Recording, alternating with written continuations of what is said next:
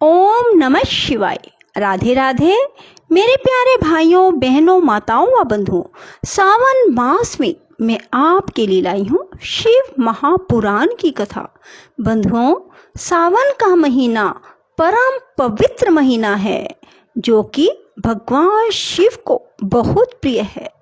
बंधुओं, सावन मास में भगवान शिव की जितनी अधिक पूजा आराधना की जाए उतना ही भगवान शिव आपको पुण्य फल की प्राप्ति कराएंगे।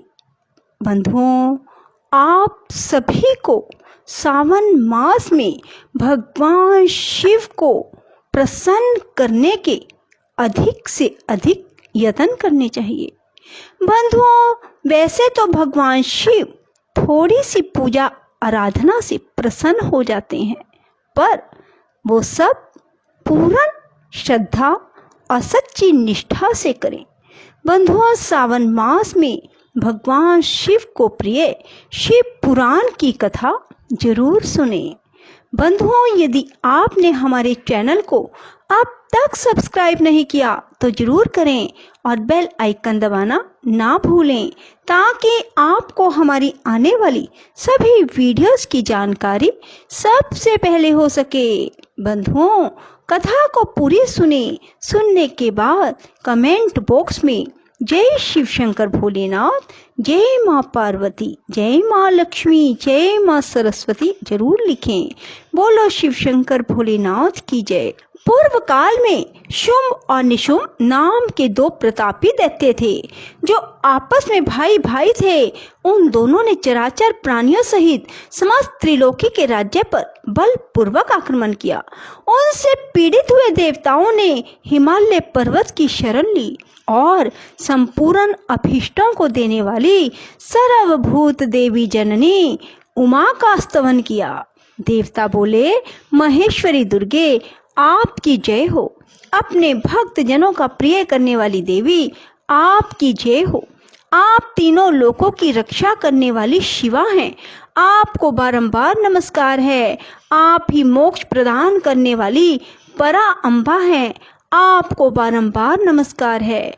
आप समस्त संसार की उत्पत्ति स्थिति संहार करने वाली हैं। आपको नमस्कार है। कालिका और तारा रूप धारण करने वाली देवी आपको नमस्कार है। छिन्न मस्ता आपका ही स्वरूप है। आप ही श्री विद्या हैं। आपको नमस्कार है। भुवनेश्वरी आपको नमस्कार है। भैरव रूपिणी आपको नमस्कार है। आप ही बगलामुखी धूमावती हैं। आपको बारंबार नमस्कार है। आप ही त्रिपुर सुंदरी और मातंगी हैं। आपको बारंबार नमस्कार है।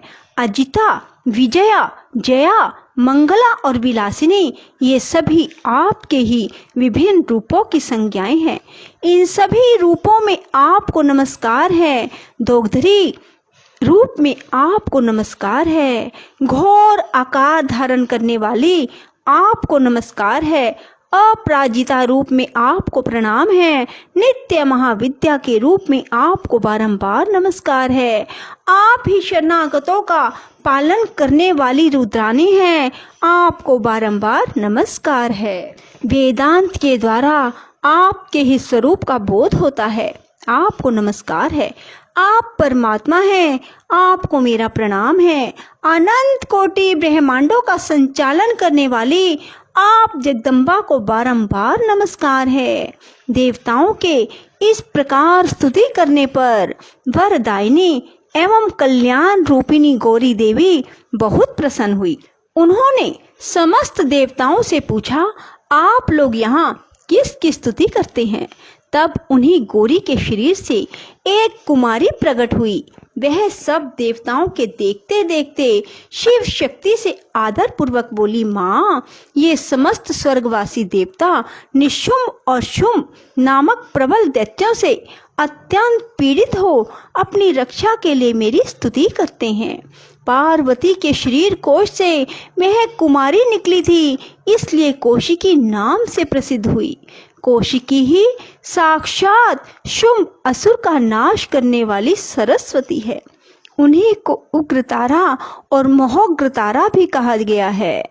माता के शरीर से स्वतः प्रकट होने के कारण वे इस भूतल पर मातंगी भी कहलाती है। उन्होंने समस्त देवताओं से कहा, तुम लोग निर्भय रहो, मैं स्वतंत्र हूँ, अतः किसी का सहारा लिए बिना ही तुम्हारा कार्य सिद्ध कर दूंगी। ऐसा कहकर वह देवी तत्काल वहां अदृश्य हो गई। एक दिन शुंभ और निशुंभ के सेवक चंड और मुंड ने देवी को देखा। उनका मनोहर रूप नेत्रों को सुख प्रदान करने वाला था। उसे देखते ही वे मोहित हो शुद्ध बुद्ध खोकर पृथ्वी पर गिर पड़े। फिर होश में आने पर वे अपने राजा के पास गए और आरंभ से ही सारा वृतांत बताकर बोले, महाराज, हम दोनों ने एक अपूर्व सुंदरी नारी देखी है जो हिमालय के रमणीय शिखर पर रहती है और सिंह पर सवारी करती है। चंड मुंड की यह बात सुनकर महान असुर शुंभ ने देवी के पास सुग्रीव नामक अपना दूत भेजा और कहा, दूत, हिमालय पर कोई अपूर्व सुंदरी रहती है, तुम वहां जाओ और उससे मेरा संदेश कहकर उसे प्रयत्न पूर्वक यहाँ ले आओ। यह आज्ञा पाकर दानव शिरोमणि सुग्रीव हिमालय पर गया और जगदम्बा महेश्वरी से इस प्रकार बोला। दूत ने कहा, देवी, दैत्य शुंभासुर अपने महान बल और विक्रम के लिए तीनों लोकों में विख्यात है। उसका छोटा भाई निशुंभ भी वैसा ही है। शुंभ ने मुझे तुम्हारे पास दूत बनाकर भेजा है, इसलिए मैं यहाँ आया हूँ। सुरेश्वरी, उसने जो संदेश दिया है उसे इस समय सुनो। मैंने समर आंगन में इंद्र आदि देवताओं को जीतकर उनके समस्त रत्नों का अपहरण कर लिया है। यज्ञ में देवता आदि के दिए हुए देव भाग का मैं स्वयं ही उपभोग करता हूँ। मैं मानता हूँ तुम स्त्रियों में रत्न हो, सब रत्नों के ऊपर स्थित हो, इसलिए तुम काम जनित रस के साथ मुझको अथवा मेरे भाई को अंगीकार करो। दूत के मुंह से शुंभ का यह संदेश सुनकर भूतनाथ भगवान शिव की प्राण बल्भा महामाया ने इस प्रकार कहा। देवी बोली, दूत, तुम सच कहते हो, तुम्हारे कथन में थोड़ा सा भी असत्य नहीं है, परंतु मैंने पहले से एक प्रतिज्ञा कर ली है, उसे सुनो। उसे सुनो। जो मेरा घमंड चूर कर दे, जो मुझे युद्ध में जीत ले, उसी को मैं पति बना सकती हूँ, दूसरे को नहीं। यह मेरी अटल प्रतिज्ञा है, इसलिए तुम शुंभ और निशुंभ को मेरी यह प्रतिज्ञा बता दो, फिर उस विषय में जैसा उचित हो वैसा वे करें। देवी की यह बात सुनकर दानव सुग्रीव लौट गया। वहां जाकर उसने विस्तार पूर्वक राजा को सब बातें बताई। दूत की बात सुनकर उग्र शासन करने वाला शुंभ कुपित हो उठा और बलवानों में श्रेष्ठ सेनापति धूम्राक्ष से बोला, धूम्राक्ष, हिमालय पर कोई सुंदरी रहती है, तुम शीघ्र वहां जाकर जैसे भी वह वहां आए उसी तरह उसे ले आओ। असुर प्रवर, उसे लाने में तुम्हें भय नहीं मानना चाहिए। यदि वह युद्ध करना चाहे तो तुम्हें प्रयत्न पूर्वक उसके साथ युद्ध भी करना चाहिए।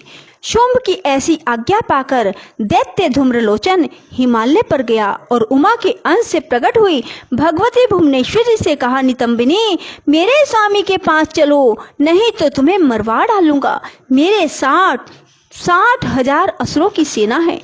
देवी बोली, वीर, तुम्हें दैत्यराज ने भेजा है, यदि मुझे मार ही डालोगे तो क्या करूंगी, परंतु युद्ध के बिना मेरा वहां जाना असंभव है, मेरी ऐसी ही मान्यता है। देवी के ऐसा कहने पर दानव धूम्रलोचन उन्हें पकड़ने के लिए दौड़ा, परंतु महेश्वरी ने हुम के उच्चारण मात्र से उसको भस्म कर दिया। तभी से वे देवी इस भूतल पर धूमावती कहलाने लगी। उनकी आराधना करने पर वे अपने भक्तों के शत्रुओं का संहार कर डालती है। धूम्राक्ष के मारे जाने पर अत्यंत कुपित हुए देवी के वाहन सिंह ने उसके साथ आए हुए समस्त असुर गणों को चबा डाला। जो मरने से बचे वे भाग खड़े हुए। इस प्रकार देवी ने दैत्य धूम्रलोचन को मार डाला। इस समाचार को सुनकर प्रतापी शुंभ ने बड़ा क्रोध किया। वह अपने दोनों होठों को दांतों से दबा कर रह गया। उसने क्रमशः चंडमुंड तथा रक्तबीज नामक असुरों को भेजा। आज्ञा पाकर वे दैत्य उस स्थान पर गए जहाँ देवी विराजमान थी। अनिमा आदि सिद्धियों से सेवित अपनी प्रभा से संपूर्ण दिशाओं को प्रकाशित करती हुई भगवती सिंह वाहिनी को देखकर वे श्रेष्ठ दानव वीर बोले, देवी तुम शीघ्र ही शुंभ निशुंभ के पास चलो, अन्यथा तुम्हें गण और वाहन सहित मरवा डालेंगे। वामे शुंभ को अपना पति बना लो। लोकपाल आदि भी उनकी स्तुति करते हैं। शुंभ को पति बना लेने पर तुम्हें उस महान आनंद की प्राप्ति होगी जो देवताओं के लिए भी दुर्लभ है। उनकी ऐसी बात सुनकर परमेश्वरी अम्बा मुस्कुराकर सरस मधुर वाणी में बोली, देवी ने कहा, अद्वितीय महेश्वर परब्रह्म परमात्मा सर्वत्र विराजमान है, जो सदा शिव कहलाते हैं। वेद भी उनके तत्व को नहीं जानते, फिर विष्णु आदि की तो बात ही क्या है। उन्हीं सदा शिव की मैं सूक्ष्म प्रकृति हूँ, फिर दूसरे के पति कैसे अपना बना सकती हूँ। सिंहनी कितनी ही कामातुर क्यों ना हो जाए, वह गीदड़ को कभी अपना पति नहीं बनाएगी। हथनी गधे को और बाघिन खरगोश को नहीं बनेगी। दैत्यों तुम सब लोग झूठ बोलते हो, क्योंकि काल रूपी सर्प के फंदे में फंसे हुए हो। तुम या तो पाताल को लौट जाओ या शक्ति हो तो युद्ध करो। देवी का यह क्रोध पैदा करने वाला वचन सुनकर दैत्य बोले, हम लोग अपने मन में तुम्हें अबला समझकर मार नहीं रहे हैं, परंतु यदि तुम्हारे मन में युद्ध की ही इच्छा है तो सिंह पर सुस्थिर होकर बैठ जाओ और युद्ध के लिए आगे बढ़ो। इस तरह वाद विवाद करते हुए उनमें कलह बढ़ गया और समरांगन में दोनों दलों पर तीखे बाणों की वर्षा होने लगी। इस तरह उनके साथ लीला पूर्वक युद्ध करके परमेश्वरी ने चंडमुंड सहित महान असुर रक्तबीज को मार डाला। वे देव वैरी असुर द्वेष बुद्धि करके आए थे, तो भी अंत में उन्हें उस उत्तम लोक की प्राप्ति हुई जिसमें देवी के भगत जाते हैं। बोलो शिव शंकर भोलेनाथ की जय। राधे राधे, जय श्री कृष्णा। बंधुओं, यदि आपको हमारी वीडियो पसंद आए तो इसे लाइक करें और शेयर भी जरूर करें। धन्यवाद।